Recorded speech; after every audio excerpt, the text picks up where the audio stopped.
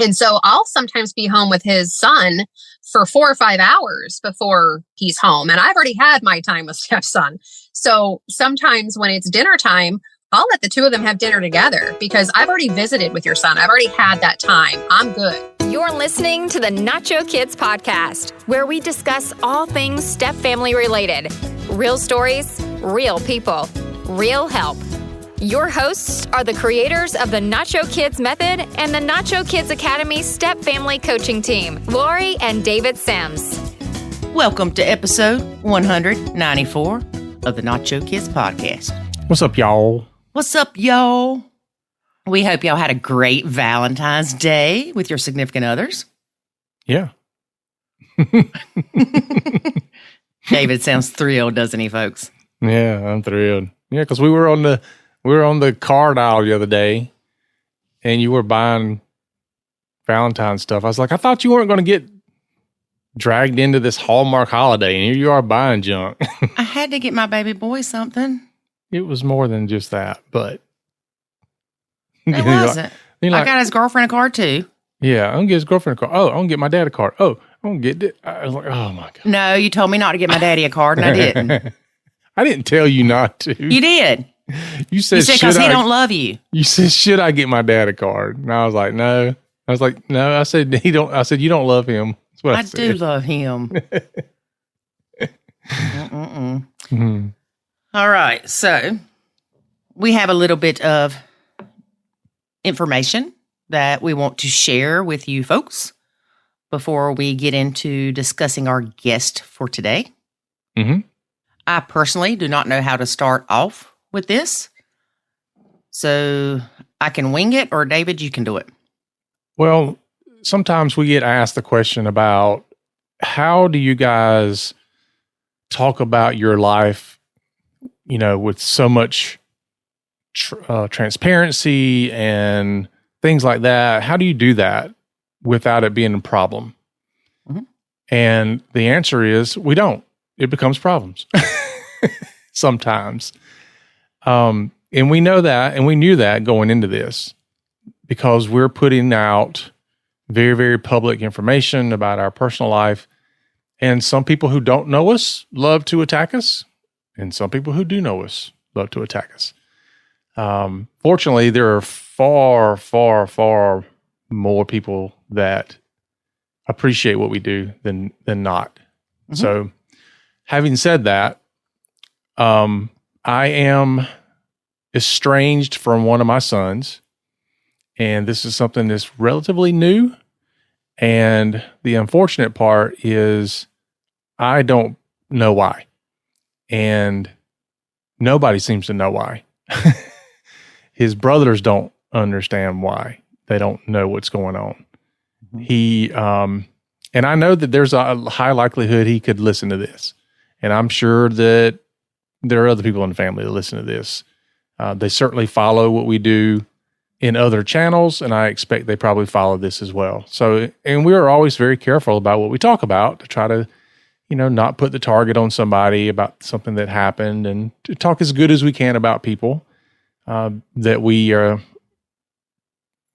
to deal with. So, yeah, no. I'm just letting him ride this out, y'all. But anyway, I say all this to say there's something going on, and I wish I could say more, but I don't know anymore. It's one of those things. And I don't know if anybody's ever dealt with this. I know they have, because I know I've talked to people who say that they've dealt with people that just have this recollection of events that never happened. And then you get blamed for things that never occurred. And so I won't go down to the speculative path, whichever word fits. I won't go down the path of trying to figure out why. I have my suspicions about what's going on, but nonetheless, it has spilled over into the public forum. And so I think it's best for us to get ahead of it. And what I mean by that is there have been some public posts made by my son, and he is not happy with the Nacho Kids thing that we're doing. And it's really more of a, I'm not happy with my dad. and therefore I'm not happy with Lori, and therefore I'm not happy with anything they're doing. So there's a chance that you could see or have seen things. We've tried to remove them as he posts them. There's a chance you could see something. And it is nothing more than a way for him to retaliate against his not liking me for hopefully the reason will come out at some point. But I've had his own brothers talk to him about it, and he literally has a recollection of past events that never occurred and some things in his life that are, I mean, his brothers are like, look, we were there. We know. We know what happened, and that didn't happen, or that didn't occur.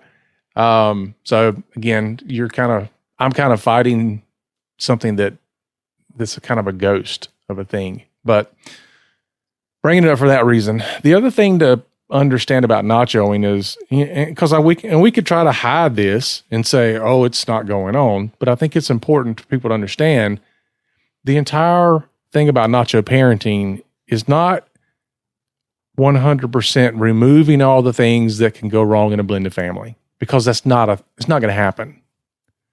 Because you can't control other people.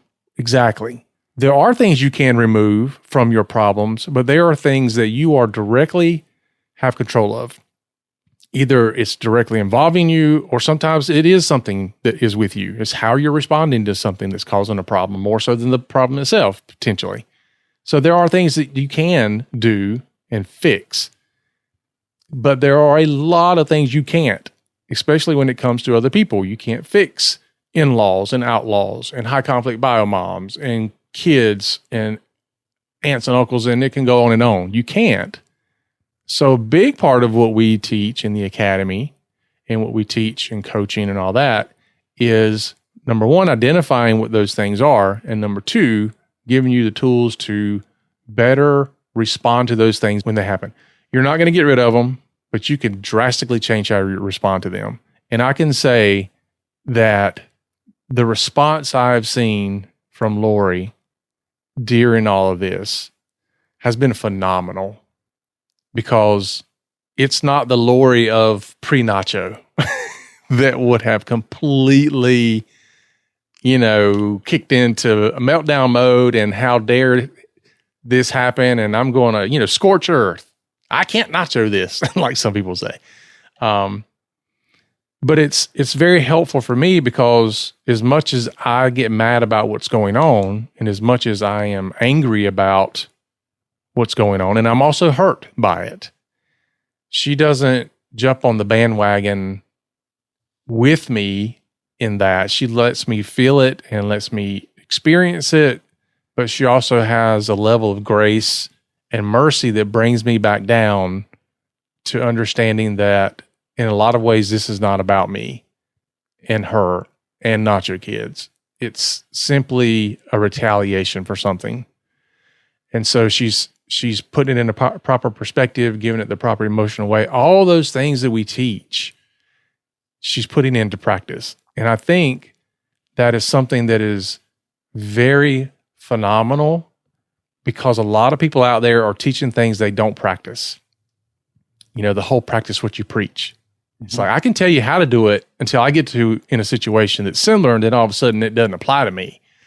That's not the case here.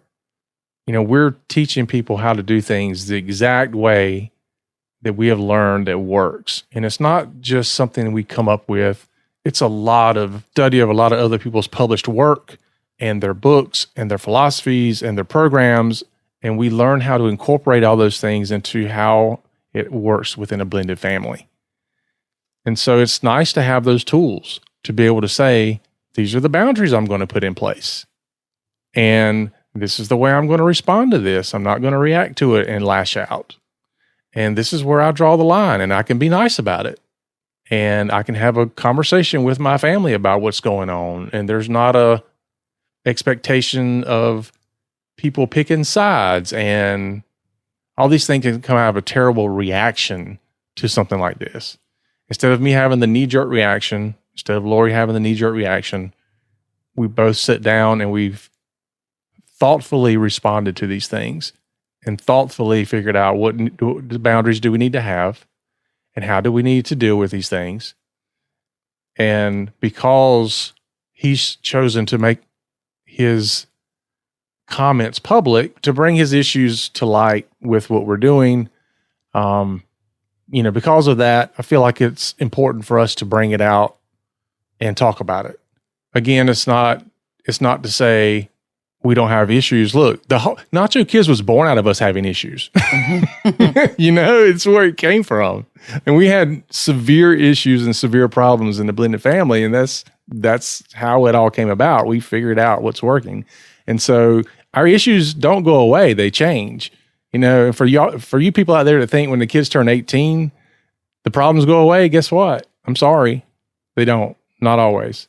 Sometimes they come back. Sometimes the problems don't even start until after then, like in this case. We've been doing Nacho Kids for years. And all of a sudden, within the last, year or several months, maybe less than a year. Yeah, less than a year. In less than a year, now there's these issues. Do you care if I interrupt? No. Okay. First of all, the whole thing started several months ago with David. I tried to, let's say, calm the waters because that's what I do. So anyway, of course, it bothered us and it upset David and it bothered me. But again, we both realized it's not something we can control. So David originally tried to address the issue, but it was not going anywhere. So David decided to quit acknowledging things. Then all of a sudden it turned to me and Nacho Kids. Whereas when all this stuff first started with David, this child clearly said, it has nothing to do with Lori or Nacho Kids. It's you. Talking to David. Mm-hmm. So just over the last, I'd say 6 months. Yeah, 6 months or so. Things have really been interesting, to say the least. I am going to say that David made the comment that some people have recollections of things that didn't happen, but they also may not have recollections of things that did happen. Yep. And yeah, I try not to jump on the bandwagon with David with this when he's getting upset. I will put my toe there every once in a while because I'm hurt. Yeah. I'm angry. I'm hurt. I'm sad. I went through all those emotions. The truth is, I'm more sad than anything. Yeah, me too. And I know that I can't control it.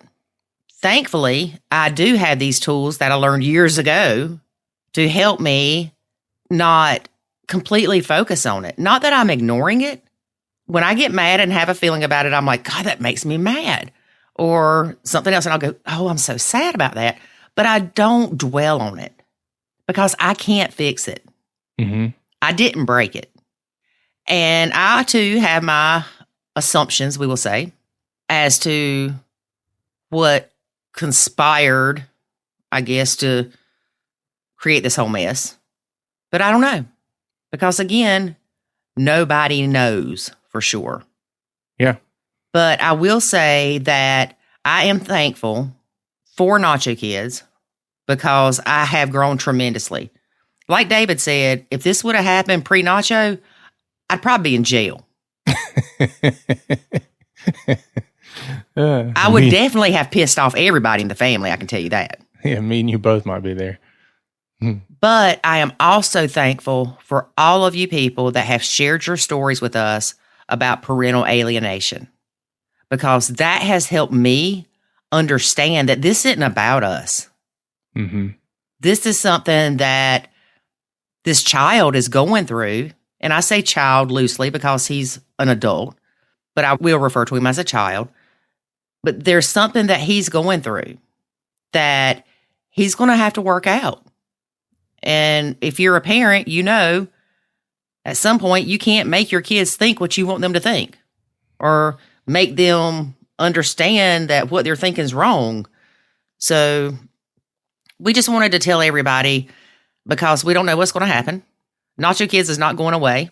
But if you hear me say something like, my 3 stepkids versus my 4 stepkids, then you'll know why. Yeah. Because I can't include him in a lot of things now. Yeah. He's just asked to not be part of it. Yes. And so, again, we can make a big deal out of it, but we're just not. If you don't want to be a part of it, don't be a part of it. So we'll take your pictures off stuff and we won't talk about you at all.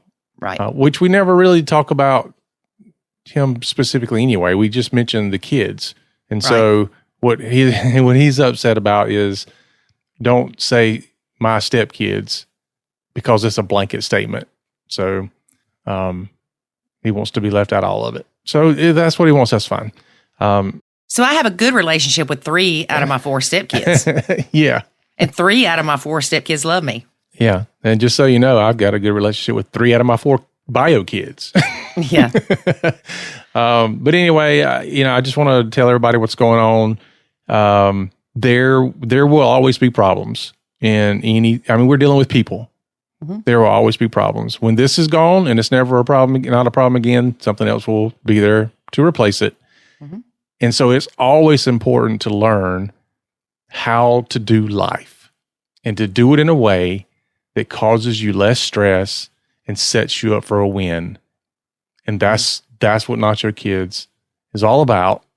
And it's great to be able to put those things into practice. We put them into practice when we were going through problems early on, and we still put them in practice today. So we don't just talk the talk, we walk the walk, and that's all I got to say about it, I guess. So thanks, everybody. The other thing too is we had a Q&A call last week, and it was kind of weird because it was really weird. Everybody who got on the call was like overboard thankful that Nacho Kids existed and the academy is there and we're doing what we're doing. It was so like pat David and Lori on the back. It was kind of strange because it was over the top kind of. And I'm like, what is going on? Yeah. And it wasn't just one person. No, it's like everybody on the call was like so appreciative of everything. And I was like, that was kind of, even when we got off of it, I was like, that was kind of weird. Like I almost was expecting somebody to like say, hey, this is a joke we're playing, trying to, everybody just got together and decided we're just going to pat y'all on the back. We definitely appreciate it because we need it. We have enough people that try to tear us down all the time, but it was just kind of weird. And then like the very next day, this happened. And so I just thought that was very interesting that, we were kind of, I guess, being prepared for the fight. Well, I believe, again, it was kind of shocking that night on the Q&A call. I was like, that's interesting. But I do believe that everything happens for a reason. Mm-hmm. And I feel like that we were blessed to have those people on the call that night that did show us that appreciation, because with this happening the next day, if we wouldn't have had that, I would have went down the road of maybe we should stop. Yeah. Yeah. Because one thing you guys don't realize is how much abuse that we sometimes take and still just keep going. Mm-hmm. Because it is worth it, 100% worth it. But sometimes there's only so much you can take. Yeah.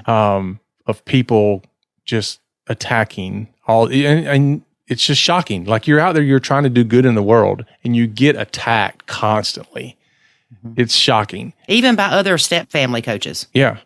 And so, whether you agree with Nacho Kids or not, doesn't mean you have to be ugly to me. Yeah. Don't be ugly and attack, but they do that. And I think the biggest part of that is because people hide behind a keyboard or hide behind a screen, and they can feel like they can say anything they want to say and do anything they want to do. And they're very hurtful. And it's something that's very difficult for younger people to deal with, people in schools, college and high school. It's a challenge they have to deal with much more than I understand. But Lori and I can also put things in a proper perspective and realize that these people are just ignorant and they have an opinion of which I don't really care about. Well, I'm not going to say they're ignorant. David said that. I know what you're saying. Yeah, I'm not saying they're stupid. I'm saying they're ignorant of Nacho Kids. I don't think I've ever run into anybody yet who correctly says this is what Nacho Kids parenting is all about, and they get it right, and then still start talking about how crappy it is. I have not run into somebody that right. does that. Well, I will say, I believe hurt people hurt people. Absolutely, 100%. And just because I know how to nacho does not mean that stuff doesn't hurt me. Mm-hmm. Again, it just means that I recognize it, I feel the feelings, but I don't let them consume me. I don't let them prevent me from being able to work. I don't let them prevent me from still hanging out with my son or David. You acknowledge them, you address them, you feel them, you keep on trucking. You may feel them again, and that's okay. You keep on trucking. Like holidays. If this doesn't get resolved by holidays with David's son, then yeah, it's going to be harder then. So anyway, just so you know, we appreciate all of you that have emailed us kind words and all the people in the academy that took a moment to appreciate what we do. We really appreciate that. Yep, absolutely. Yeah. And when you're talking to other step families, especially like on Facebook and stuff like that, keep that in mind. Like, don't be hurtful. People are already hurting enough. They don't need you to jump on there and hurt them more. Well, and I've said this before too, you can be the straw that pushes somebody over the edge. Mm-hmm. Stepmoms, stepdads, they can be fragile. And not because they're weak, but because this can be so hard. And they don't know how to deal with all of this. And someone in a stupid Facebook group says, well, I just think you're a piece of crap because you don't love your stepkids like your own. You can make that person want to kill themselves. Mm-hmm. The power of words is very much underrated. So be kind with your words. If you don't have something nice to say, don't say nothing at all. All right, folks. So that's all we wanted to say. And then we will move on. If you have any questions. Yeah, if you have a question, shoot me an email. Yeah, let me know. Yep. Again, we've never tried to come out and say our life is perfect and you should follow us to be perfect too. What we're saying is, look, everybody's lives is typically toe up from the flow up. And we ain't no different. We just know how to handle it better. Right, right. Everybody looks at somebody else thinking, oh, their life is so good. I wish I was like them. Everything's perfect. I ain't met that person yet. I have not met that family, blended or otherwise. I have not met that family who's just as good as it looks on Facebook. So anyway, we'll move on. And the biggest thing I want to say is thank you all. Thank you for listening. Thank you for sending us little messages of appreciation and stuff like that, because you really do keep us going. You don't realize it. You don't realize what just a small little 2-sentence, I really appreciate what y'all do. You don't, that goes a long way. It means the world to us. Or even not putting it like, I appreciate what y'all do, but your method has helped me. Oh, that's even better. Even better. Can't tell you how many times I've had a crappy day just for whatever reason. It could have nothing to do with anybody or anything. It's just some days you have crappy days. Everything just seems to go to crap. And then I'll check emails and it'll say, I just wanted to let you know that I really appreciate the content in the academy. It has changed my life. I know. And it's that like, wow. makes me so happy. And it doesn't get old either. Like every time I read one, it's like, wow. Well, it gives me goosebumps. I know. And that's how I know without any doubt that us doing this is definitely my calling because it touches my soul. Yep. Okay, I'm going to get sad if I keep talking like that. All right. Well, folks, thanks for sticking with us. I know that some of you hate the stuff in the beginning when we were chit-chatting, but we just wanted to get that out there. So here we go. We ain't going to stop that anyway, so. No. All right. Our guest today is stepmom Nicole. She has been blending for 2.5 years, 2 stepsons, and a stepson that's not a stepson. Okay.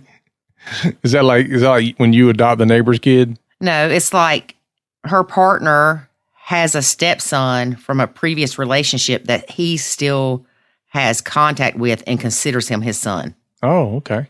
Okay. And that created challenges. Oh, I'm sure. And we've talked about this before. And actually, a lady on the Q&A call was talking about this the other week about how it bothered her to think that her partner wouldn't have anything to do with her kid if they split up. But people don't always think about the challenges staying in that child's life will cause. Yeah. But we're not going to go down that road because there'll be another thing. We'll talk about that next time. I'll make a note. I'll probably forget anyway. Okay. This stepmom is also childless by choice, and she is type A and introverted. What? Yes. Who else do you know like that? Sounds like you. And it's funny because people say, how can you be type A and introverted? Very easily. Yep. Now, if I get to know you, I'll cut up like a fool. Mm-hmm. If I don't know you, I'm a little shy.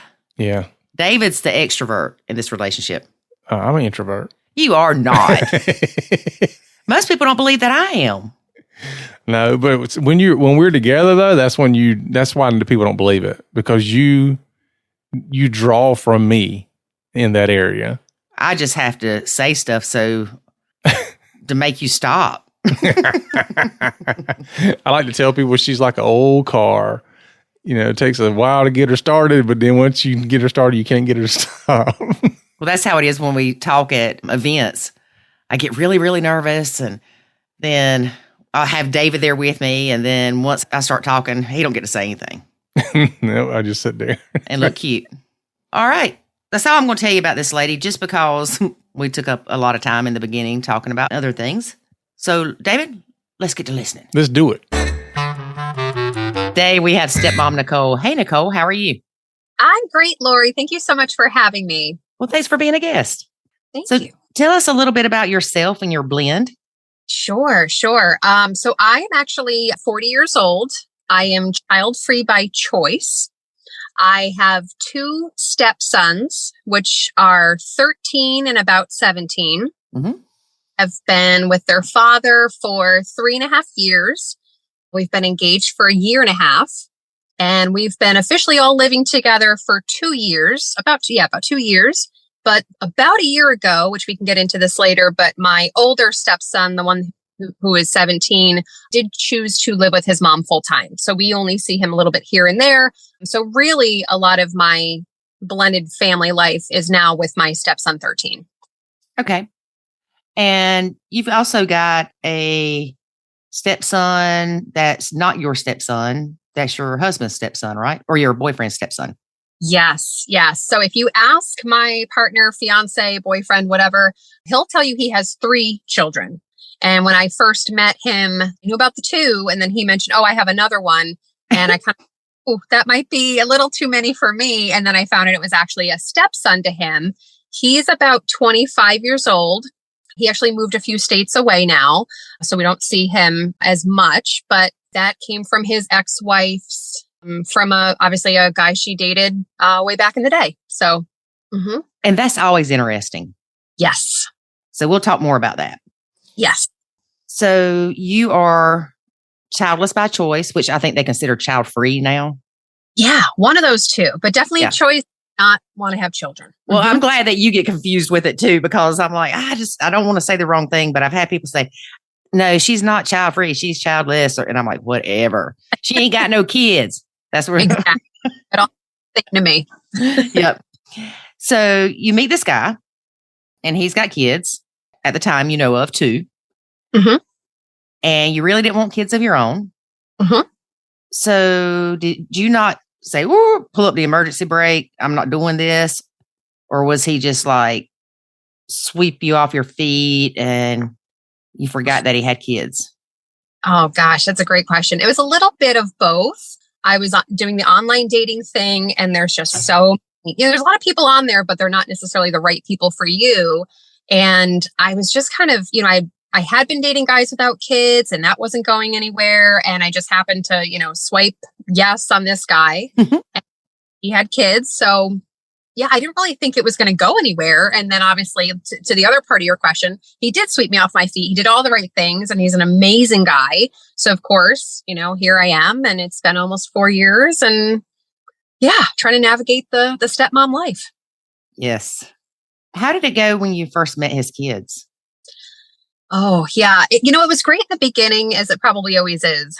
It was a very, it was an easy environment. We met for ice cream. I lived in the same town as them, so we weren't too far away. And, Dad had kind of already planted the seed of, oh, I'm dating somebody and it's getting serious. I really like her. I'd really like for you guys to meet her and she'd like to meet you. And I was still weirded out by it. I'm like, oh, this is still not my cup of tea. But, how bad can this be?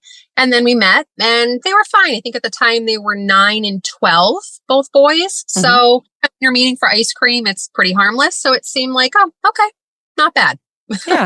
Yeah, not bad. Not bad. And they didn't try to kill you or anything like that when you first met them? No, they didn't. They're really good kids. I realize a lot of this is I'm the problem. I think in a lot of this, it's me accepting a lot of the situation and also the compromises that I've made, but they're really nice kids. So, and I realize it could be a lot worse because I hear the stories of other people who don't have, high conflict bio mom. I have a bio mom that does some weird stuff that I kind of raise my eyebrows at, but I really don't have to deal with that. So it's not too bad. But yeah, in the beginning, they nice kids and they didn't chase me away. Awesome. So y'all move in together. Yes. And how often does he have his kids at that time? So in their divorce, the custody schedule with the children was based around her work schedule. And her work schedule would change at least one time throughout the year. It would kind of stay steady for like 6 months and then it would change. And then every time it changed, of course, it affected all of us, based on her. So it wasn't quite 50-50, but it is 50-50 now. But it's based on her work schedule. So we have a 3 days on and 3 days off type of schedule. And it's a rotating 3 days. So that's one of the hard parts about my step family blend is it's not our transition time is 5 p.m. It's not in the mornings or before school or whatnot. So when we actually have transition time, I only have actually 2 full days in between transition days to myself without any kid interaction. That's if they don't stop by the house for something. So There's not a lot of downtime. But when we moved in, I think it was, maybe 4 and 4, but now it's 3 and 3 and it's kind of stayed there because, bio mom's schedule did change again. And finally, I was so glad that my partner, he put his foot down and he said, you know what, because it disrupts everyone's life. It disrupts the children's life. It disrupts my life. Everyone's routine changes because of her work schedule. So we've said, you know what, we're not doing that anymore. So we're sticking with something that's consistent. We're doing the 3 and 3. Good. Mm-hmm. I understand that originally they were doing it based off her schedule, but we have found that it's better for the step parents and the kids to do week on, week off versus a 3-3. Oh, yes. I want that. I've actually asked their father to do that because there's just too many transition days in a week. I mean, it's like 2+, like tonight's transition night. So and it's just because it's at 5 o'clock. It's just, it's not fun. It's not fun.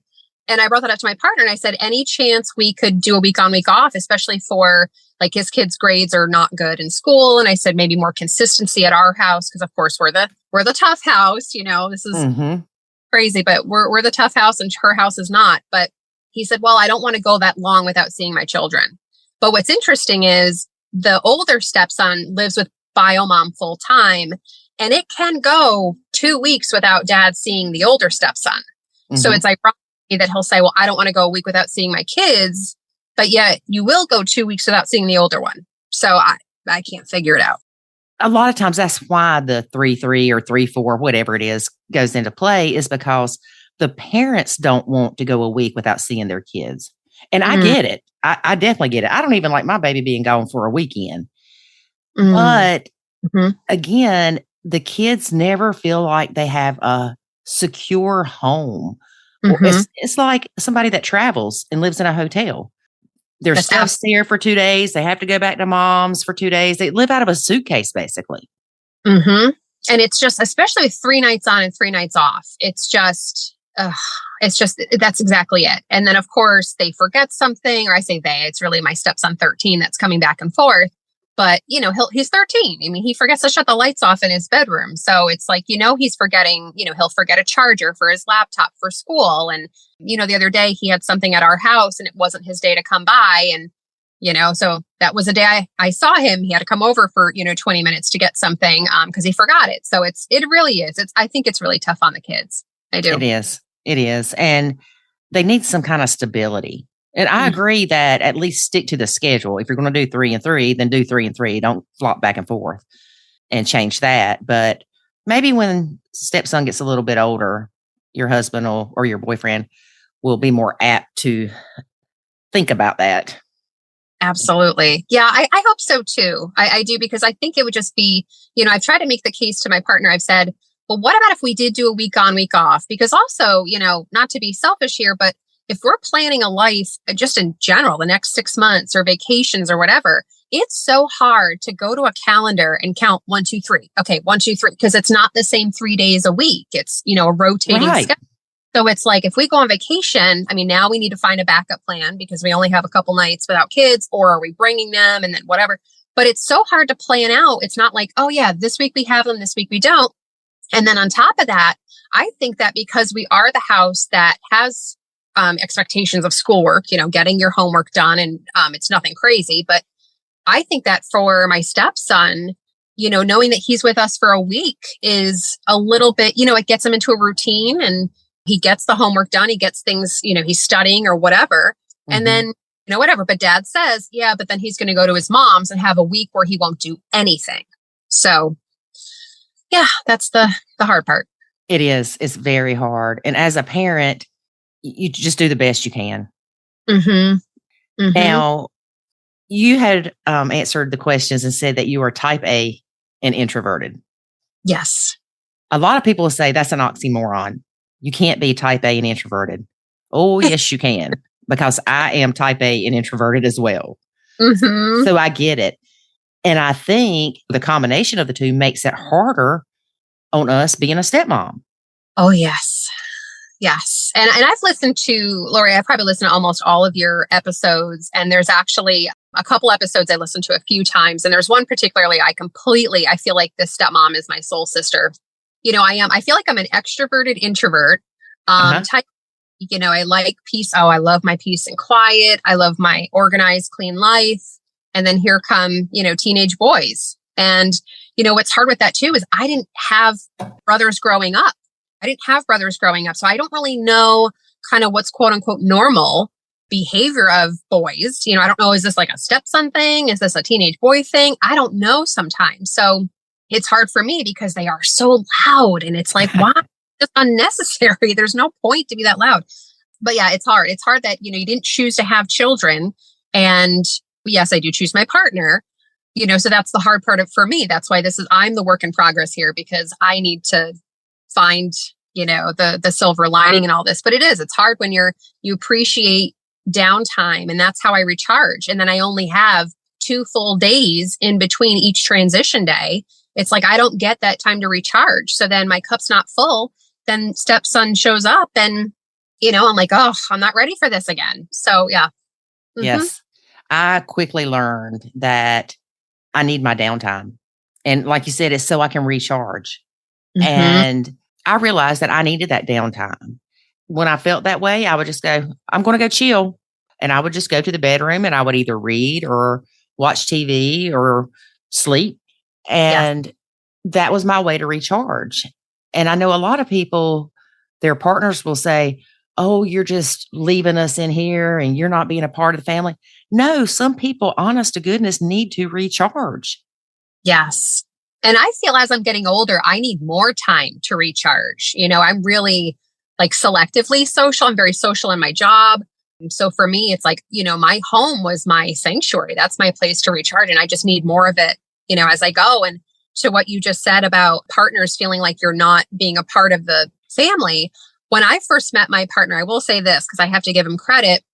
I was very upfront and I said, like, I'm not here to be stepmom of the year. I don't really want children. I was very upfront about that. And thankfully it didn't scare him away. But I just kind of figured like, well, whatever systems you already have in place, you already had a system in place before I came along. Keep that going, because just because I showed up doesn't mean that now this is now on my plate, because that's not how this is going to work. It's not, we're going to get divorced before we get married. So I said, that's not happening. So good about that. But, there are a lot of times where I do feel guilt where like my partner has much longer hours than I do. I have a typical Monday through Friday, 9 to 5 kind of job. And he has like retail hours. He works longer days. Sometimes he doesn't come home till 8 o'clock at night. He works weekends, etc. And so I'll sometimes be home with his son for 4 or 5 hours before he's home. And I've already had my time with stepson. So sometimes when it's dinner time, I'll let the two of them have dinner together because I've already visited with your son. I've already had that time. I'm good. You need time because you've been at work and he hasn't seen you. So I feel like it's good though too, because I feel like even when I was first dating him and I had my own place, there were times where even when my partner would get his son back or both of his children back, that first night, sometimes I'd go and visit, but a lot of times I would never spend the night on the first night he got them back because I wanted them to know that when they see dad, they get time because they haven't seen him, it'd be their transition. I want them to have time with just dad and also not have to think that life is now dad's girlfriend and dad. It should be, we get our dad back, without me too. So I always made sure at least the first night of the transition, they had that. But now that we're together, I can't run away. So it's, I try to like dinner, or if I've just had enough, I'll say, I'm going to my office. I'm going to go do work. And sometimes I am, and sometimes I'm not, but it's just, you can sit and have the conversations and I'm just going to go have my downtime. Right. And there's nothing wrong with that. Mm-hmm. Nothing at all. Yeah, thank goodness. I'm glad that he's receptive because, I understand and I have, I've met some stepmom friends, not locally, but, around the nation through some of the different communities. And I hear their struggles, what their partner says. And I always hear you say this too, Lori, of the things of, you knew what you were getting into or love them like your own. And I hear my stepmom friends getting told that. And I feel for them because I'm thinking, oh my gosh, I don't know how I would tolerate that because I don't think I could. Because I was upfront, day one, this is how it's going to be with me. But it's hard. That is definitely hard. It is. Were you an only child? No, I actually have an older sister. She's 5 years older. Mm-hmm. The reason I ask is I spoke with a lady earlier that is a child-free stepmom, and she was an only child. And I was just wondering, I was like, I wonder if there's more child-free women that are only children. Mm-hmm. Yeah. She says she knew at age 10 she didn't want kids. Yeah. I think that's about right. I never wanted children. I just always knew that. And, I worried when I got older, am I ever going to regret that? Am I going to wake up at 35 and go, oh my gosh, I need to have kids? But no, I always knew. I said, I want to live and travel and make my own money and, not be stuck to a soccer game on Saturday morning. I'd rather be hopping on a plane and, traveling somewhere or, eating out, just having more disposable income. I wanted that. I didn't want to have to have the kid life, but here I am. Yeah. Well, it's still different though. Yes. But I feel like you're even more tied down than a lot of step parents because of that 3-3 schedule. Yes. Like you said, it's hard enough to plan a vacation when you have the kids all the time, but even every other week is hard to plan. But when you've got them, you can't go anywhere for a week. Nope. We have to call in family to come to the house to watch and, basically babysit. And it's a whole undertaking. And it's hard because, it's not the life I ever wanted. I made sure that, I didn't go that route in life. And then I meet this wonderful man who obviously is worth it. But it's here I am doing all those things where I'm not able to travel or I travel by myself. Like you had, I referred to this earlier, but you have a stepmom. Gosh, she was amazing. I loved her episode. It was episode 155.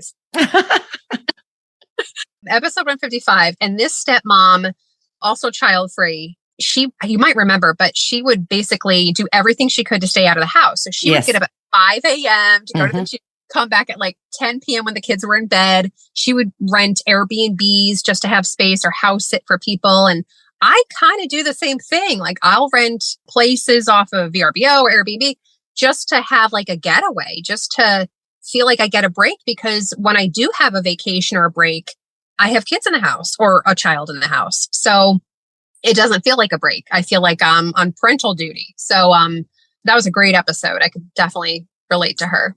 Was that your favorite episode? I think so. I think I've listened to it a few times.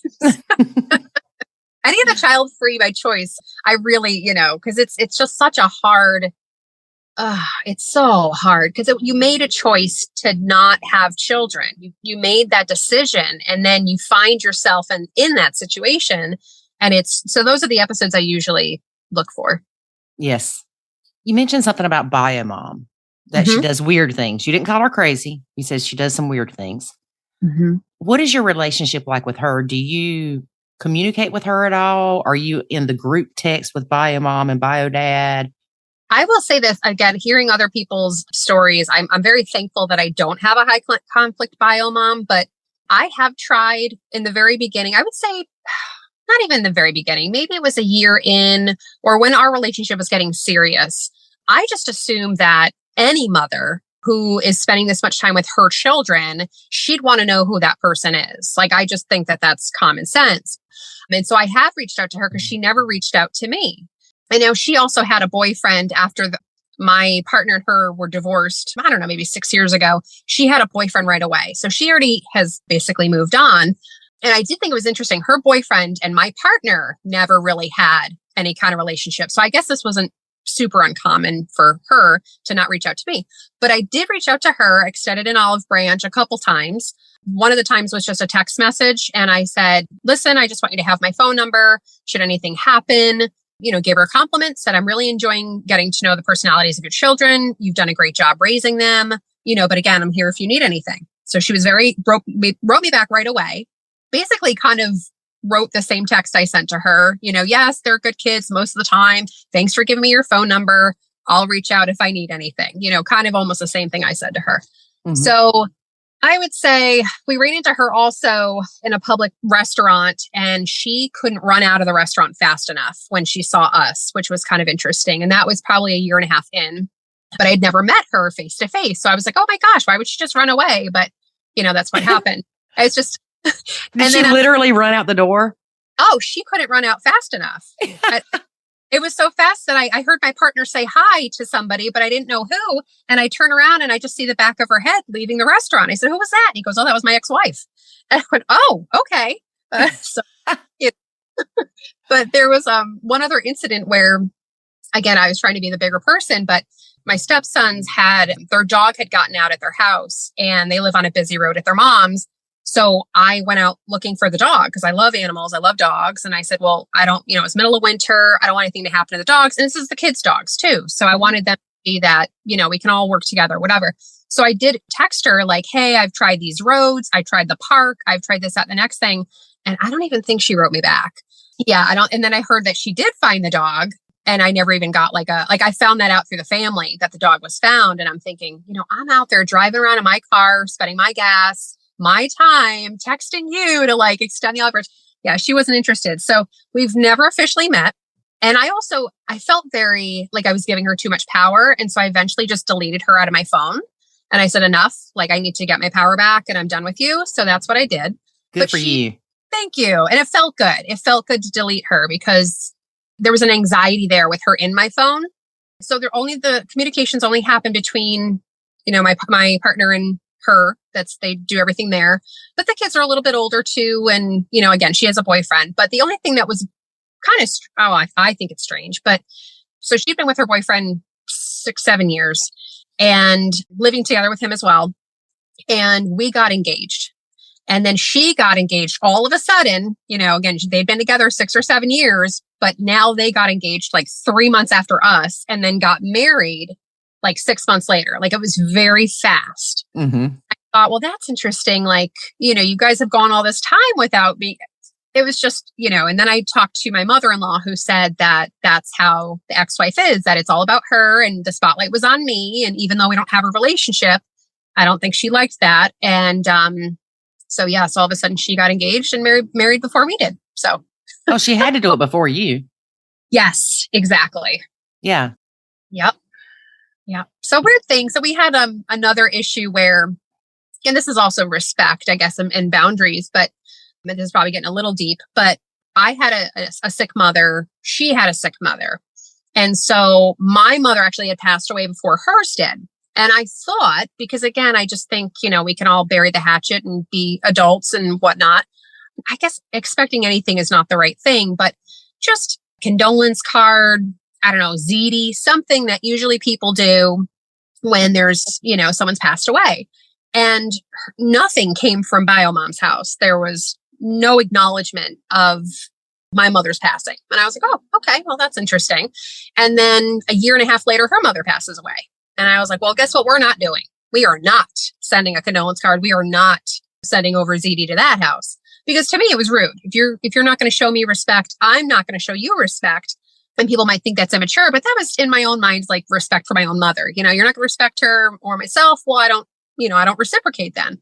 But what we did do was, of course, for the kids, anything they needed, or, we had a lot of talks with them about how they felt about their grandmother passing and, do they want to do anything in their grandmother's memory. So that's where I kind of put my energy with that. But yeah, so she's done some things that I'm like, okay. But you move on. Yes, you do. You do.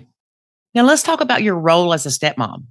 You said sometimes you're home with the stepkid before your boyfriend gets home, right? Yes, many times. Do you parent the stepkid or do you play babysitter? Good question. Well, I really try to take the Nacho method. I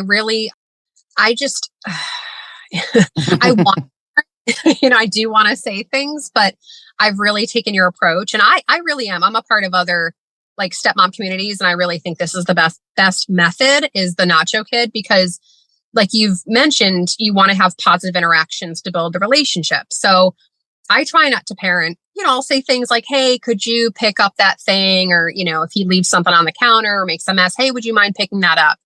But that's about it. I mean, I certainly have opinions that I keep to myself, and that's hard because there's a lot I obviously want to say and I don't. But yeah, for the most part, it's almost like babysitting where I kind of just observe and shake my head and try to walk away. And make sure the kid doesn't get hurt. Yes. Yeah. And I try to think of myself as an aunt, like you've said this as well, that stepmom just has, it puts a pressure on you to be something more. And I do try to take the role of, I'm just an aunt. I'm just like a friend of dad's. I'm here to, and he will, like my stepson will open up to me and tell me things he doesn't tell his father.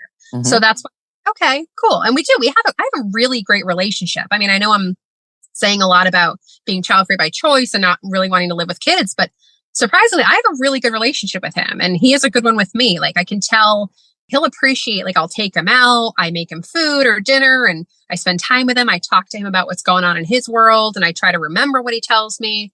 I can tell like there's certainly a bond, but it's just, and even take it a step further, it's kind of like I represent, as a stepmom, it's not me personally, it's what I represent. It's kind of like that with him. He's a great kid, but he represents, when I wanted to be child free by choice, it's not him personally, it's what he represents for me. So yeah, so I don't parent. I try to leave that to dad and just bite my tongue.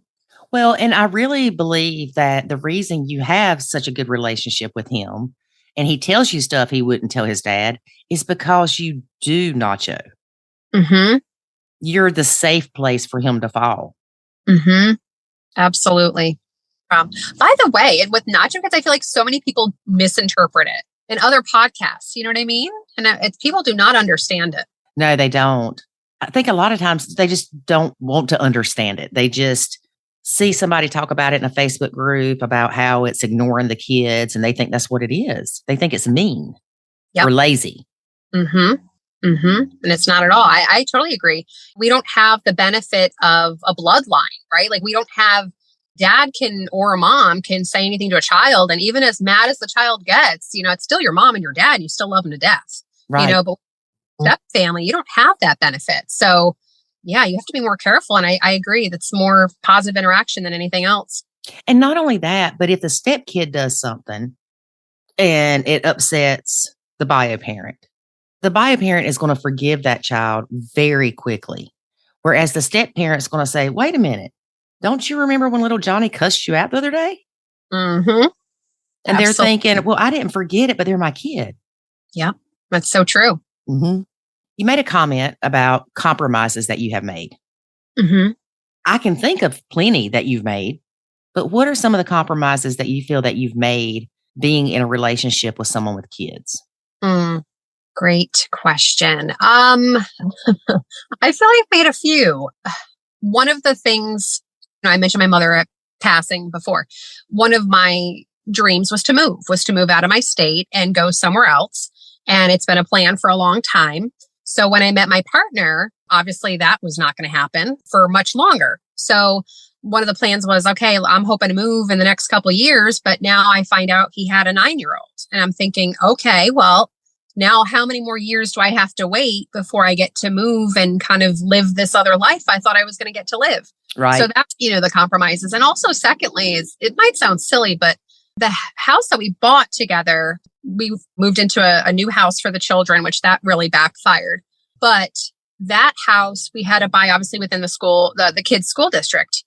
And the taxes for their school district are insane. So, now I'm on the hook for paying these crazy high school taxes when I don't even have kids in the school. So, and I would never choose to live in that town because of that. And I don't have kids. So it's kind of this like, I'm kind of forced to pay taxes, which I would never really choose to live here because I'm dating a guy with kids.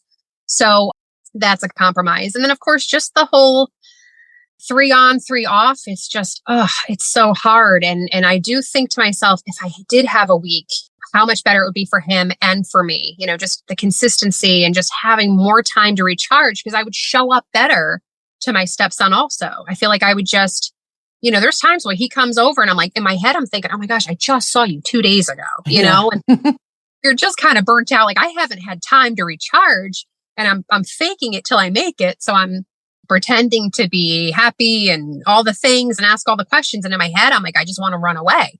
Right. So there's certainly a lot of different compromises, and they were big ones. So, well, and two, if your husband did, or your husband, sorry, I've got y'all married already. If your partner did do 1 week on, 1 week off, then y'all could make Wednesday night date night, or every other Friday night date night, whatever, to where you could feel like you're focusing more on your relationship with him instead of trying to fit your relationship with him into this blend. Yes. Especially because, transition day, I know takes a lot out of stepmoms. And the first night especially is like, oh, okay, you just start to decompress a little. And, you don't really feel like yourself because, what I say around my stepchild is very filtered. What I wear, I'm in my own home and I'm careful because he's a teenage boy. I'm careful what I wear. And so just my routine changes. If I'm watching something on TV, the other day I was watching something on Netflix and the language was inappropriate. And, I had to pause it because he was in the other room and I didn't want him to hear that. And I thought, oh my gosh, all I want to do is watch this show. And I can't, until and I don't want to kick him out of the room. So I'm like letting him do his thing. And I'm sitting there playing on my phone, waiting for time to pass. And all I want to do is watch the show. So it's, there's so many things you are careful about. And then you have 2 more days and then it's like, okay, back to it. Right. Now you said getting a new home backfired. Yes. Oh, yes, it sure did. So this is a unique situation and I'll keep some of the details private, but we bought this home. We were very excited to buy. We bought it during COVID. So seeing homes was a little tricky. They didn't have a lot of open houses where just anybody could walk through your home because of what was going on. So we had looked at this house and of course we had a lot of things in mind for what we felt the kids would want. The kids had come from, their mom had her own home, but the house that the kids grew up in, which is where dad was when I met him, his house was a very old house. And like the kids didn't even have closets. Like they had no closet space in their bedrooms because the house was so old. The wooden doors wouldn't close all the way. So if the doors wouldn't close, the doors wouldn't lock. And, they just didn't have a lot of privacy. And so as simple as it sounds, when we were shopping for a house, it was like, well, these boys have to have nice closets and, doors that close and lock and all these like kind of silly things, but it was important. So the house that we went for checked so many boxes. And again, for the kids, it had a nice neighborhood to be safe, go out and play. Their mom lived on a busy road. So for us, that was obviously like a big deal. Their bedrooms were the same size, which, just to prevent any fighting. The bedrooms were the same size. They were down the hall from ours. So that was another plus. They had their own bathroom because who wants to share a bathroom with teenage boys? I don't. So they had their own. So all these things were checking the box. And we lucked out and, were able to get a house with a finished basement. And, the previous owners were kind enough to actually leave a pool table and a ping pong table. So we had the setup. We really felt like, oh my gosh, the kids they're going to love this house. So when we actually had our offer accepted, we were really looking forward to surprising the boys with the house. But because it was COVID, the owners actually didn't feel comfortable. Even though we were under contract, they didn't feel comfortable with us bringing the boys through the house. They said, I'm sorry, but we can't do that. So we didn't even get to show the boys the house until we had the keys in our hand and it was a deal. It was a done deal. Mm-hmm. So we had to wait and that's okay. So I remember when we brought the boys through and I was so excited. Like I was filming them on my phone. I couldn't wait to see their reaction. And we had to show them already a couple other houses in the area. We looked at this one, but their bedrooms would have been too small. And, we looked at this one, but, there's no backyard for you guys and, whatever. So anyway, when we finally had the keys, we go to the house and my partner even said, he goes, don't have your hopes up too high. The kids are probably not going to give you the reaction you're looking for. And I thought that was interesting. I'm like, okay. So we go to the house and we take them through. And my older stepson, again, he's about 17. At the time, I think he was 14, about 15 or I don't know, somewhere around that, maybe around 15. Mm-hmm. And he didn't say really anything at all. He was like, yeah, the house is nice. Okay. And my younger one, he loved it. He's like, oh yeah, look at all this space, great neighborhood. I can ride my bike. And he's getting excited and okay, cool. But the older one wasn't saying anything. So we knew he was feeling some type of way. Mm-hmm. And he actually later on told his father when I was not around. And I thought this was really eye-opening. Dad's like, well, what do you think of the house? And he's like, it's okay.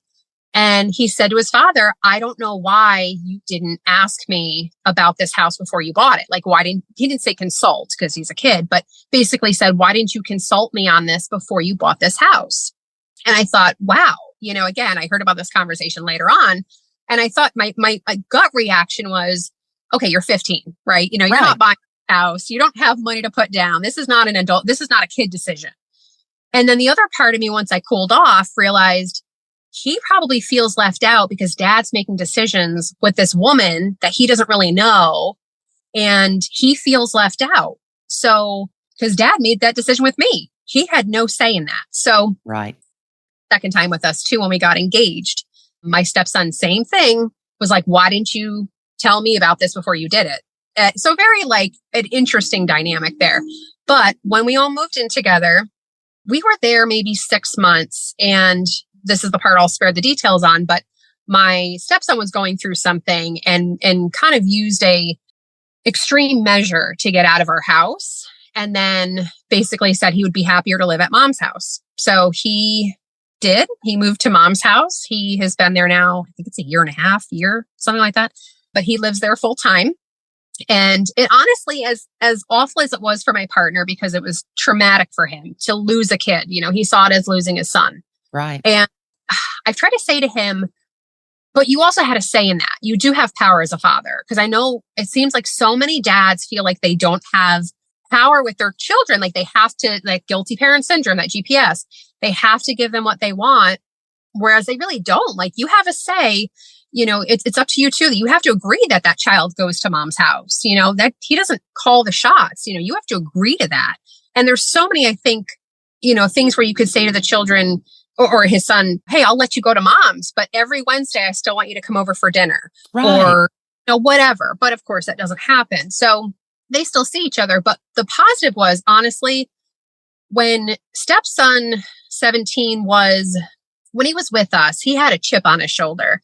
And it could have been because, life was getting real with me. Again, even though mom has a boyfriend that she's been living with for years now, but it was different for us for some reason. It's different. And I can't tell you why. They look at when dad remarries, they look at you as proof that their parents will never get back together. That's interesting. It's very interesting. Mom can have 50 boyfriends. And that's okay. But when dad does it, it's like, oh, crap. Mm-hmm. Yeah. Yep. And he did. He had this thing against his father. And we don't know if bio mom said something to him, because he did. He had this chip on his shoulder with his father. And he was just always angry towards his father. And then with me, I was collateral damage. I'm the girlfriend. So he just automatically didn't like me either. Right. And he thought mom could do no wrong. And also part of that was because, again, the schedule was based on her work schedule. So when bio mom had her children, it's when she wasn't working. So she took them to fun things. She could spend time and do all the exciting stuff. Whereas when dad has his children or child, he's working half the time. So there is no fun and exciting stuff. But the positive that's come out of this is, because my older stepson is now with his mom, he's realized that mom has to work. Mom is not always home. And when he is there, it's not all sparkles and unicorns. They're not just running off and doing fun things all the time anymore, because that's not what it is. Right. And bio mom has friends. She goes out with her friends and she has a life too, which I think is great. And he sees that now. And it's not all catered to him because he's there full time. So it's kind of, it's actually helped the relationship, where he now looks at dad and even me, and it's a lot less hostile. Like, it's a lot less aggressive from the vibe. And he's still a 17-year-old, so he's still difficult. He thinks he has all the answers and he doesn't, but he's getting there. He is starting to mature. When he has that time with dad, it's better, and even dad feels it. So it's actually worked out, but it was a rough time for a while. Oh, I'm sure. Mm-hmm. I guess bio mom was open to him coming to live with her full time. She was. Yeah. Thankfully she was. Yeah. Cause it creates a problem when the kid wants to go live somewhere full time and the bio parent's like, nah. Exactly. And again, he was, I think, around 15 years old. So, but she said, okay. Yeah. So you said y'all were the tougher house. Yes. Was bio dad always the tougher house, or did he become more of a tougher house when you came into the picture? I know the answer to this already, but exactly, right. I think, well, from what I do hear is bio mom is very carefree. Even with school, she's just always been very laid back, like just very carefree. I do think that dad has always been a little bit more of a enforcer of things, but there still really weren't many rules. And so, of course, even before he moved in, I was trying to plant the seed. I was even saying things like, hey guys, the new house we're going to move to, it's going to be a little bit bigger than the one you're in now. And like, I'm going to need more hands to help me with the cleaning because, I can't do it all. So, we're all going to have to pitch in. And I just started to plant the seed, and it didn't matter. Didn't really help, but You tried. I sure did try, but we did obviously move in, and we know how that goes. But I would say dad definitely, we did do a chore board. We first moved in, there was a chore board on a big white board, and we would alternate the chores based on the week. And the kids hated it, of course. It was like, gosh, we're asking them to just do everything they didn't like. But yeah. And then, of course, once my older stepson went to mom's, the chore board went away. It went down in the basement and it never saw the light of day again. And that's what's hard, because for me, we're not running a frat house here. This is a house and we need to keep it tidy and have some structure. But my partner says, well, it's not a museum. People have to live here. And I said, yes, but we don't have to live filthy, right? We can still live and have some kind of order and whatnot. So yeah, I do definitely think the kids have noticed a shift in, when she came in the picture or whatnot. But I do tend to clean a lot. And I just do it throughout the day, and I'm doing the dishes and trying to clean the counters, and I work. I have 2 jobs, so I do balance a lot. But yeah, I just kind of, they notice it. But now that with my older stepson being at their mom's, my younger stepson, there's nothing required of him now. And that's what's hard for me, because I think too, as I see, not to go into like gender roles and all those things, but it does bother me that my 13-year-old, he's a big boy. My stepson is, I think he's like 5'7", 210 pounds. Like he's a big boy. He's a big boy, So if I'm in the kitchen and I'm lifting heavy things and, he's much bigger than I am. And if he's, sitting on the couch watching TikTok or whatever, and I'm in the kitchen doing something, it bothers me that he's not saying, oh, can I help you with something? Or putting the phone down and getting up and saying, what can I take out of your hands? I get he's 13, but that was expected of me and my sister when we were kids. It was ingrained in us, even as girls. Like, it didn't matter. But if you see your parents doing something, or if we have to ask you more than once, it was not good for us. So, it's ingrained in me to like look and pay attention and take the grocery bags out of my mom's hands or shovel the driveway before dad gets home from work. And, I do worry with my 13-year-old. These are bad habits. He should not be just sitting there and being okay with it. I mean, I can take a mop out and mop around him and he will pick up. And it's hard because I'm like, that's when you want to yell. Yes. Well, one thing I have to say is it's like men in general, and I'm not trying to just say men, but a lot of times I'll get aggravated doing the dishes because I feel like I'm the only one that does the dishes. But if I ask David to do them, he'll do them. But that's I'm thinking, why do I have to ask? You see him. Yep. Then I also noticed when he does the dishes, I say, thank you. You think anybody ever thanks Lori for doing the dishes? That's a good point. And so I think talking about gender roles, as much as we don't want to feel like that the woman's at home in the kitchen, that's how we were raised. So it's normal for the female to do the dishes, and it's normal for the man to sit on the couch with his hand down his pants, scratching and watching Married with Children or whatever. And so the kids don't see that much. And David is very helpful. He really is. But a lot of times I do have to ask for that help. And I noticed with his oldest son and his wife moved in with us for about 3 months while they were waiting for base housing. And I noticed when I would come back from getting the groceries, Avery, the oldest, would come out and help me. Oh, girl, don't get excited. It was not because he thought about it to do it himself. Oh. The wife said, you need to go help Lori. No, of course she knows. Yeah. Yeah, she knows. Good kid. Yep. But like you said, as a child growing up, if you saw your mom and dad bringing in groceries or your mom bringing in groceries, whatever, you knew to go help. It wasn't a question. You didn't even ask if they needed help. You just did it. Oh, absolutely. You got right off your rear end fast. Let's go. Yes, because they would put the fear of God in you. Oh, yes. Oh, yeah. But it worked, though. I mean, I know that there's so much transition right now in parenting styles, and it's not as like dictative and, that it used to be. But I look back and I think, God, I still have so many of those things in me, where it's like, get off your rear end and you get stuff, you help people out and get your head out of your phone. But these kids are just like, oh yeah, like we're catering to them. It's like, what do you want to do? And it's like, they're 13. Why are we letting a 13-year-old call the shots? Right. And then when you ask for their help, they're like, oh. Yeah. Oh God.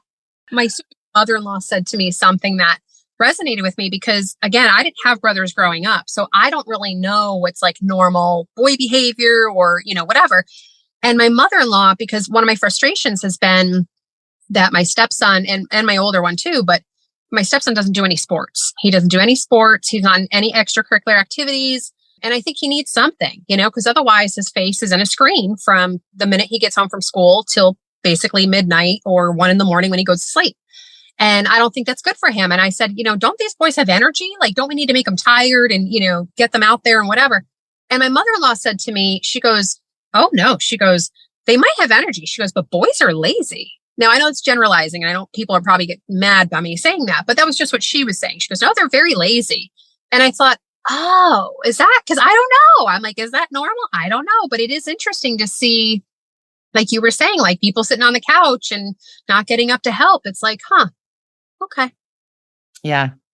Well, we've got 5 boys between us. And I don't know that. I mean, they didn't have chores like I did growing up. We did try to implement the chore thing, but that was a joke. One of them had to vacuum, one had to dust. And even though it would only take 5 minutes total to do each one, they would still half butt it. Yeah. So it's like, just don't even bother. But I'm sitting here thinking, and I don't think my guy friends growing up had chores. Interesting. But all my girlfriends did. And I mean, I'm talking about a list of chores. My mama didn't leave anything off the list. Mm-hmm. And I know David said that his mom would go into his room and take everything off of his dresser, his nightstand, put it all on the bed and dust. But then she would leave it on the bed. Oh, yeah. Yep. Mm-hmm. She was mad.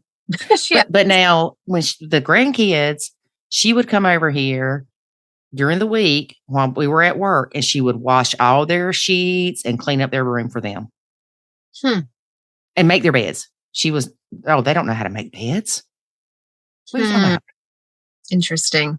Now, I will say one of my stepsons, he came back. He got out of the Air Force and he was here for a few weeks. And I noticed that he will say, hey, do you need help? He won't just jump up and help, but he at least asks if you need help. That's nice. Yeah. But they were all raised the same. Mm-hmm. It's like my sisters and I were raised the same, but we are all different. Mm-hmm. My little sister, she didn't do her chores and she didn't get in trouble either. Really? Mm-hmm. She's the baby. She's the baby of the family. Yeah. I told my mama when Courtney was probably, 10, and I was 15, I said, you're going to regret this because she does nothing and you don't make her. Mm-hmm. Needless to say, my sister still lives with my dad. Get out. Nope, she does. She still lives with my dad and she still does nothing. Oh my gosh. And how old is she now? 40. She'll be 45 this year. Oh my gosh. Wow. Mm-hmm. Oof. Yep. I think it's funny though, when my mom and dad split up, she made sure that my sister stayed with my dad. She was thinking ahead. Yes, she was. She was. But gosh, like you said, I feel like there's so many things that we learned as kids that these kids aren't learning until after they're married now. Yeah. I was ironing my dad's lab jackets at 8 years old. Oh my God. Yeah, that would be considered abuse nowadays. Right. I know. And I could add an example to that too, where my sister was, just because she lives out of very far away. And so she's actually never met my older stepson, especially because he doesn't live with us. So it's just made it harder. But she's met my younger stepson a couple times. And it was just sweeter for this past year. She sent gift cards to both the boys for Christmas. Mm-hmm.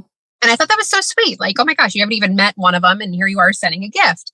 And so anyway, as soon as it happened, because I knew that they were going to go to their moms and, it'd be another couple days before we saw them. I immediately, after they were done opening presents, I ran and grabbed a blank Christmas card so that they could do a thank you card to my sister for the gifts, right? So my partner said, hey, when they're done, before they go to mom's, can you just have them sign this card and write a nice little thank you? And so my older stepson's like, wait, what are we doing? What? Like he could hear me talking to his dad. And he's like, well, what am I supposed to do? And I said, you're going to do a thank you card. You're going to do a thank you note. And that's what you're going to do. So anyway, they go over to the table and my older stepson's kind of, walking a little bit at it. And he's like, I don't even know what to write, And I said, well, listen, then don't take the gift card, but if you're going to accept this gift card, this is what you need to learn is how to write a thank you card. And growing up, my parents, if it came to a gift, whether it was a communion or holiday or birthday, whatever, we couldn't even play with that. And this came from my mother, but we couldn't even play with that toy until we had that thank you card handwritten and in the envelope. And then it was like, okay, you can play with the toy now because you've said thank you. And it's I like your mom. Right? Oh, she was old school. She was old school. Now these kids are like, well, as long as they send a text. No, like that's too easy. Like this is, and then you think about how these things, when you get into careers and, people get out into the workforce and who are the people that stand out? Nobody sends handwritten notes anymore. Yeah. And it's like all those little things do matter. And I think they do make an impact and you can stand out later in life in different situations. So I think we still have to try to instill it where we can. But it was interesting because they were really like baffled. Like, why are we doing this thank you card? That's like when David's oldest graduated, my dad sent him a graduation gift. And some other people did too. So I went and bought thank you cards. Mm-hmm. And I said, you need to send thank you cards. Mm-hmm. And I even told David, he needs to send thank you cards. You think anybody ever got a thank you card? Oh, no. No. And it bothered me more because my dad didn't get one. Yeah. Yep. And then when we have the baby shower, wedding shower, because they actually got married in Japan, and because that's where he was stationed. And then so when they came back here, we had a baby shower, wedding shower kind of mixed thing. And guess who wrote the thank you cards? The wife? No, me and Mama. Oh, you're kidding. No. Oh, gosh. No, not kidding. Well, the wife is from the Philippines. I don't know their tradition as far as that goes. It was just, I'm just going to knock it out and be done. Yep. I can see that. Mm-hmm. Right. It's, you want to show that you have respect and manners. Right. Yes. And you got to think, most of these people that sent gifts are not young. They are used to the handwritten thank you cards being mailed to them. Yep. Don't send a Facebook message. Don't send a text message. Don't even call me. Write a thank you card. Mm-hmm. I remember when I got married, I was on my honeymoon and I had been gone 2 days. My uncle calls me and says, I have not received a thank you card for my wedding gift yet. No. Yeah. I said, dude, I'm on day 2 of our honeymoon. He said, well, you need to work on that and get them out before you come home. Oh my gosh. No kidding. Yeah. Oh, you bring up such a great point, though. That's an older generation. So that is how they were raised. So they are expecting those things, even if this newer, younger generations aren't being brought up that way. But that's such a great point. It's funny with David's oldest. Sometimes the wife will look at me and I'm like, look, don't look at me. I tried to raise them youngins, but I was told that I was abusing them. Oh gosh. It's not my fault.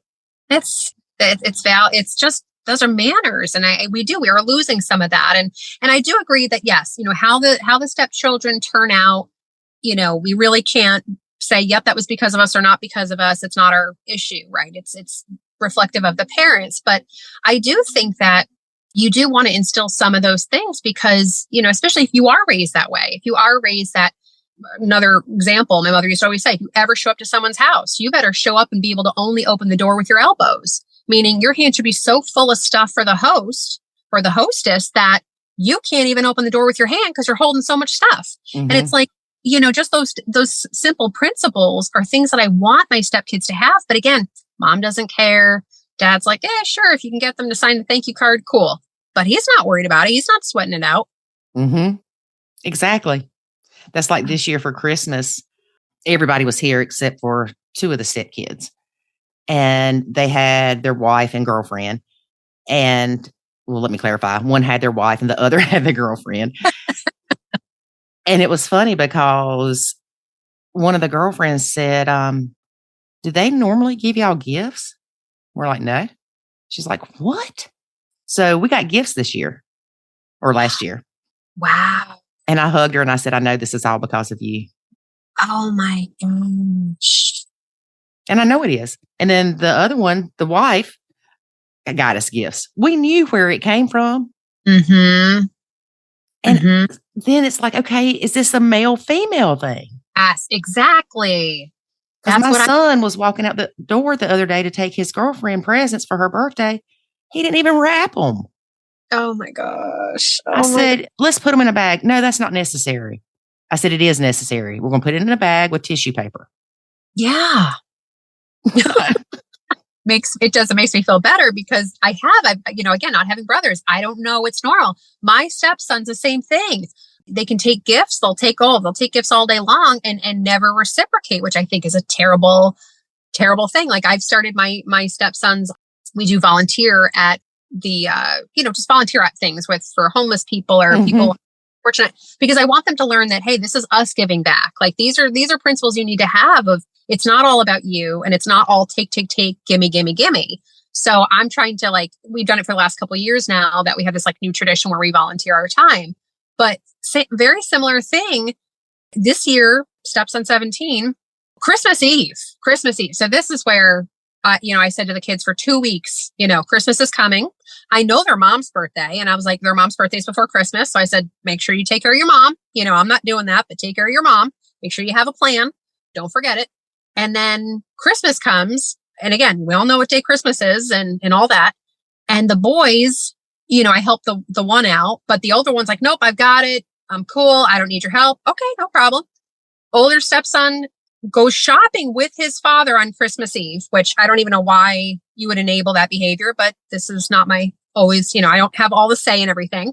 So dad takes older stepson Christmas shopping on Christmas Eve.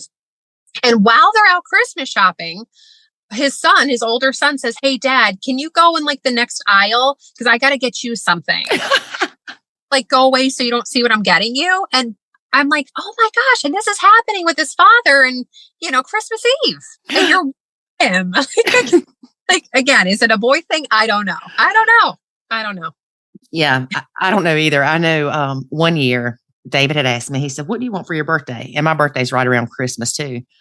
And I said, I want us to go volunteer at this thing they're having for people. It's where they provide them a Christmas dinner. And then they also give them gifts. They let them go around and pick gifts.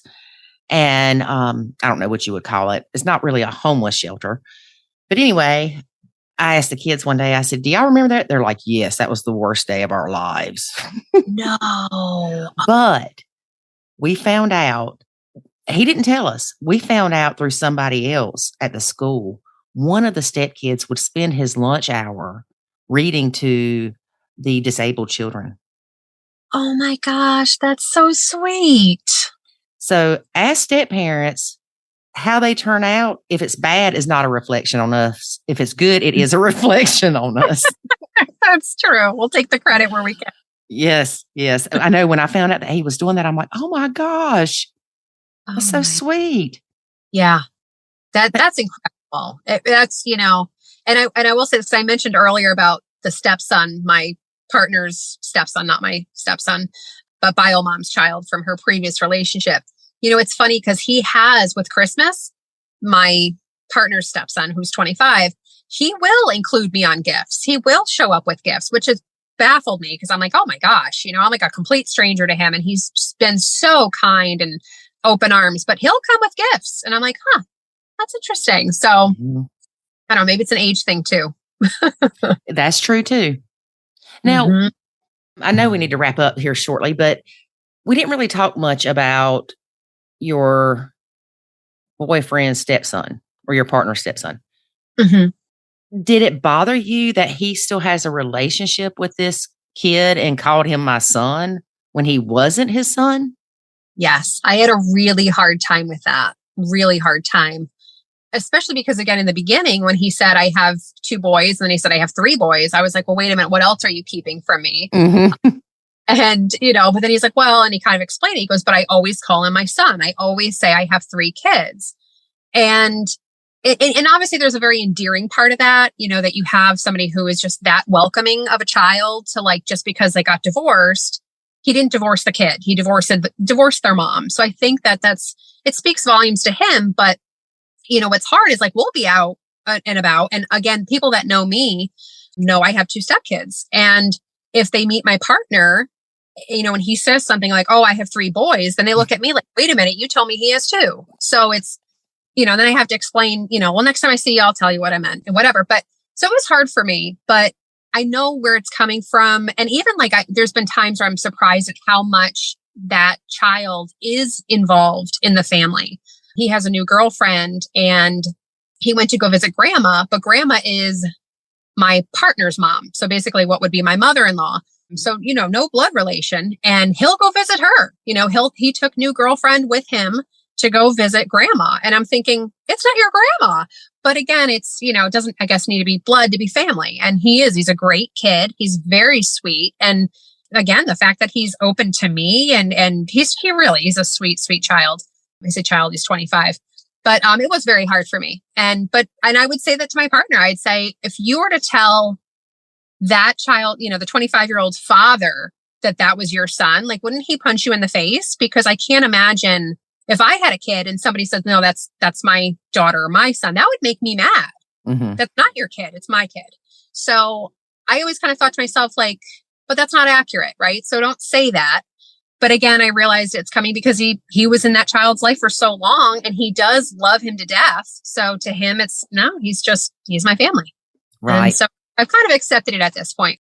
Well, and I was going to say that too about the kid going to grandma's house, the Nacho grandma's. That is his family. Yeah. Yep. And that's great. It's great that he can have that extra support and that extra love.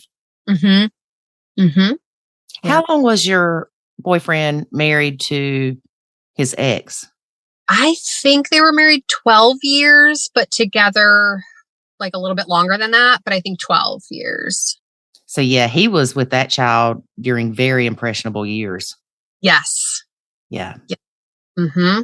He sure was. And now, like I said, I've come around, and I do realize in a lot of this situation, I'm the problem. It's my perspective, and I have to control me and how I handle this. So I'm still working on it, still working on me. But, I see it now. I do. But for a long time, and still every once in a while, it'll still get me, because to me, when he says that's my child, I think it's her child. It's her child. It's not your child. And every time, that to me is a connection to her. So that's where I really have the tough part is, okay, but it's, she had that child with another man. So, but. Yeah. Well, at least he's not paying child support for that kid. Correct. Because we have seen situations where the guy mainly will pay child support for a kid that he knows is not his, just because he has been in that kid's life for so long. Wow. Yep. But it does show something about their character. It does. Obviously, your partner is a very loving and caring person and values family. Mm-hmm. Yeah, he does. And that's really, it's amazing. It really is. I mean, I'm the one that has the problem with this, but really it comes down to he still loves that child, and he's kept him in his life. And, that's a great thing, because he could have walked away. He could have said, you know what? I've moved on, and, all the best to you. But no, he doesn't.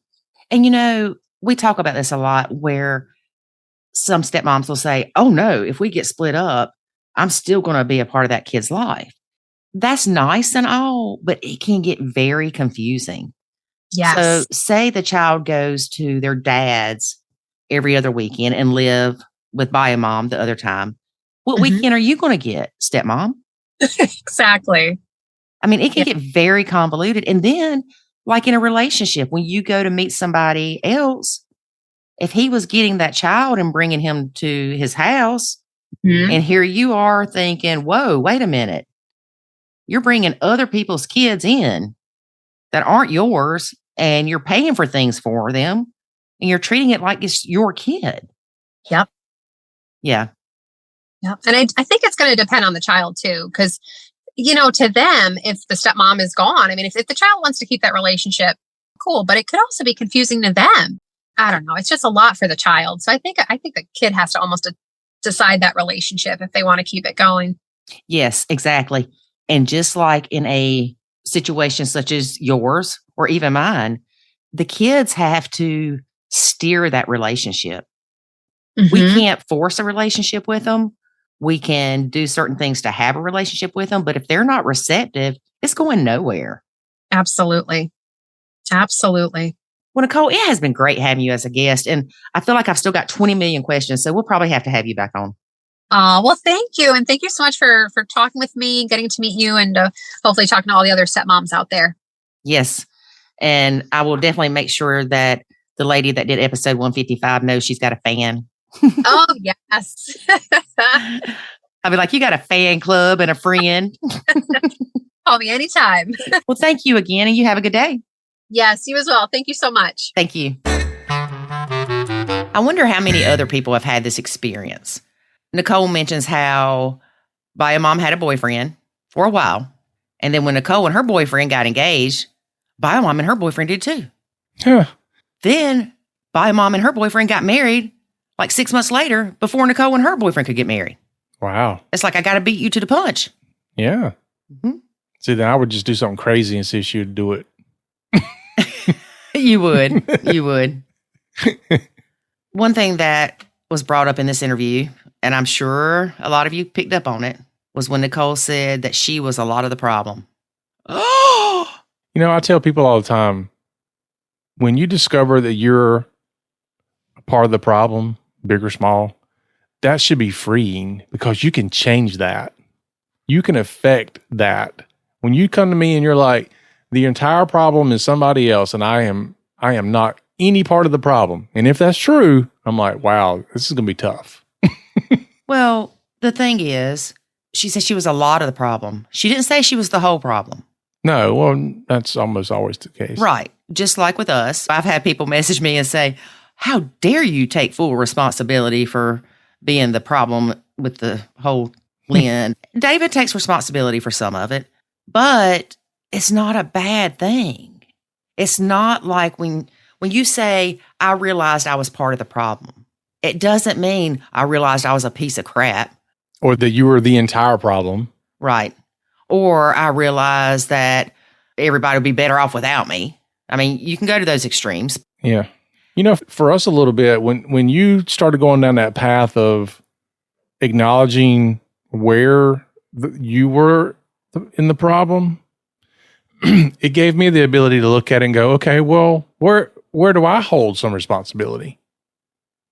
Whereas if you had been going, I ain't none of the problem. It ain't my problem. That's all you. Then it becomes... It's all your kids. It becomes a fight to say, no, it ain't. Yeah, it is. No, it ain't. And so you never really do that part where you just sit back and go, okay, if you're holding yourself to the responsibility of having caused some of these issues, then what responsibility do I have for causing these issues as well? Right. And what responsibility does everybody else have? Yeah. And that's when you start figuring out, oh, wow, interesting. Well, and again, the thing is, when you get to the point that you realize you are part of the problem, you can take path A or path B. Path A saying, okay, what can I do to improve myself, which would benefit this relationship? Path B would be, oh, woe is me. I just suck. No, don't go down that path. Path C could be, I'm lying to myself. I ain't part of the problem. But when you get to that point, you need to realize that's growth. Oh, yeah. And that is one thing that I've talked about a lot on podcasts recently. And Emily Watkins and I talked about on the podcast she was on about how much we have grown being stepmoms. Mm-hmm. You can't go to school and learn the stuff we've learned. You have to go through the mess to learn what we've learned. But thankfully, we went through the mess so you don't have to. Yep. We're trying to help you folks. That's all we're trying to do. At the very least, we'll give you some taller boots. Yeah. we went through it with flip-flops. Yes. Yeah.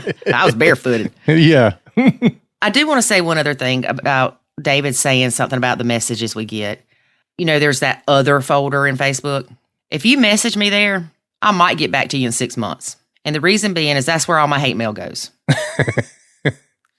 And I tell you what else. You send me a message cussing me, we're not going to get along very well. My daddy don't talk to me like that. My husband don't talk to me like that. And you surely ain't going to talk to me like that. It's called a boundary. It's called a boundary. It's called common freaking courtesy, people. Yeah. Anyway, if you want to reach out to me, don't send me a message in my other folder because it might sit there for, I don't know, till Christmas. Because I just don't want to read that crap. But sometimes I do need to read it because it's people asking questions about other stuff. But feel free to email us anytime if you have any question about the Nacho Kids method or a question about the academy. I had a lady message me today and she said, I'm child-free, have stepkids that are teenagers. We pretty much let dad do the parenting. What would the academy offer me? Good question. I replied and I told her, the academy is going to offer you much more than just letting dad parent. Mm-hmm. It's going to help you identify triggers because just because dad's parenting doesn't mean you don't have triggers. It's going to help you recognize and understand why the blend is the way it is. Mm-hmm. It's going to help you change your perspective. And then I proceeded to say a few other things and listed what all is included in the academy. Mm-hmm. And there's a lot of stuff in there, folks. A lot of stuff in there. A lot of information that will help you. We talk about this from time to time, but it came up again last think it was last week when we had a Q&A call. There was a lady in there. She's like, I don't have any problems at all right now because we are not even yet blending. Mm-hmm. And I was like, dude, that is so fantastic that people that are just getting started, who haven't even really got into the blend yet, are like, dude, I'm getting ahead of this. Mm-hmm. Like, I know there's going to be problems, and I am starting now to understand what the problems are, to equip myself with the tools I need to deal with them, and to try to start out with a better foundation. Yes. And so if you know somebody that is thinking about getting into blended family. Oh, heck, just anybody that's divorced with kids. Yeah, that's true. Because eventually they're going to end up in a blend. Yeah. Then, please share a podcast episode with them. Send a link to nachokids.com, the academy, whatever, but introduce them to resources. Right. And if you are interested in finding a specific topic that we've had a podcast about, you can go to nachokids.com/podcast, and there's a search feature, and you can type in high conflict bio mom, child-free stepmom, things like that, and it'll show you the podcasts that are applicable. Man, that's a $10 word and a $2 sentence. I know. At least I didn't say applicable. But listen to all the podcasts because there's bits and nuggets of information in every one of them. I even learn stuff, y'all. Yep. That's why I like having people on here that are just normal people. Mm-hmm. Yeah. Mm-hmm. You learn from the interviews. You do. It's like, I think it was Joe Rogan who said, I interview people that I want to learn something from. Y'all can just listen. Hey, that's a good way to do it. Yep. That's like I interviewed a lady today about living apart together. Mm-hmm. And it was a very interesting conversation. I learned a lot of her perspective. And I mean, we've already talked about this as far as blended families go. And I also gave her some insight on why I think that it's not necessarily a good thing for blended families to do that. Mm-hmm. I understand there are situations where it's necessary. Don't get me wrong. But we want to help you learn to work through your problems, not to separate and ignore them. Yep. All right, that's enough. I'm done. Okay. All right, folks. Thanks for listening. We appreciate it. And remember that life is good. And it really is when you nacho. Thanks for listening to this episode of the Nacho Kids Podcast. Find us online at nachokids.com. Until next time, remember, life is good when you nacho.